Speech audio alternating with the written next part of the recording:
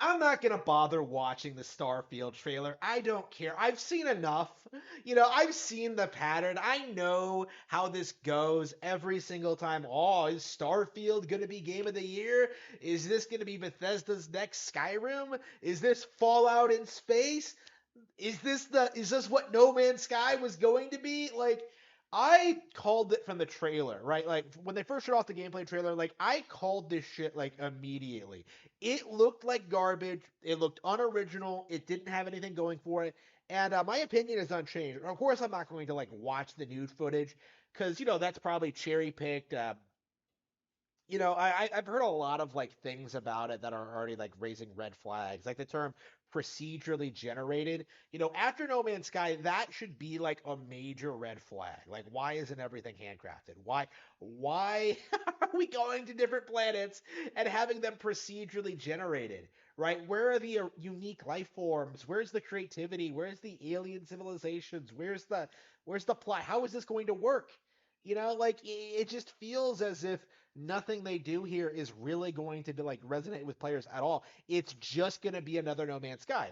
And the way it's looking now, it has the same kind of like hype cycle, right? It has the same kind of publicity. Is that like, oh man, it's going to be so cool, like being in your spaceship and flying around this big universe with like, infinite planets.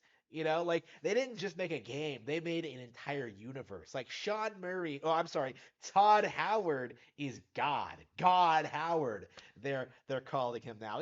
It's a complete joke, and I have to wonder just how many people are buying into this because I think Starfield has some of the lowest like enthusiasm for any major AAA release in some time.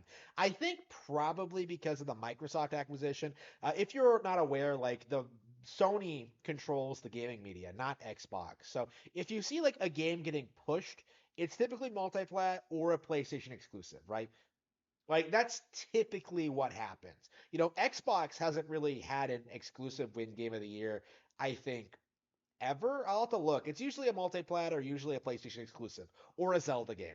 And I just don't think that Starfield, you know, No Man's Sky 2 is really going to hash it against Tears of the Kingdom. Like Tears of the Kingdom is part of an established brand. It's iconic. It's already high quality. It has hundreds of hours of content. Like, what exactly is Starfield going to do that Tears of the Kingdom doesn't do better? The only thing I can think of is that it's technically a new IP. And that's something that like these people kind of have a big boner for is just like, oh, it's a new IP, so let's give it the praise and attention it deserves, right? And I don't know how much I disagree with the notion because yeah, I do kind of dislike the idea that we see the same kind of games get win Game of the Year every year. Breath of the Wild already won once. Do we need like Tears of the Kingdom, the sequel to like win Game of the Year again to let us all know that the game is good? Like I would rather like let another game take the spotlight, like hypothetically, like Pikmin 4, right? Like that's something I don't know.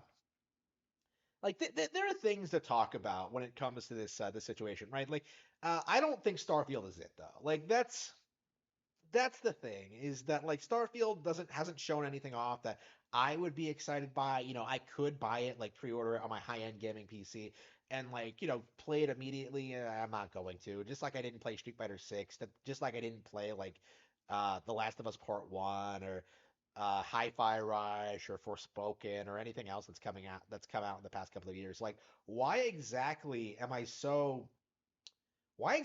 expected to like be excited for like everything that comes out, right? That is something I've been thinking about lately is that like I just don't have any enthusiasm for playing this kind of stuff. Like I would rather go back and play Splatoon 3 some more. I'd rather go back and play Mr. Pokemon Mystery Dungeon. I'd rather go back and play more Tears of the Kingdom. I'd rather just, hang in there, play Phoenix Wright again, play some Game Boy Advance classics. Gotta finish Superstar Saga, gotta finish Minish Cap, gotta play Twilight Princess again, gotta play like Tropical Freeze, gotta play like this, that, like dozens of better games than Starfield. When would I ever have the time to play Bethesda's next big flop?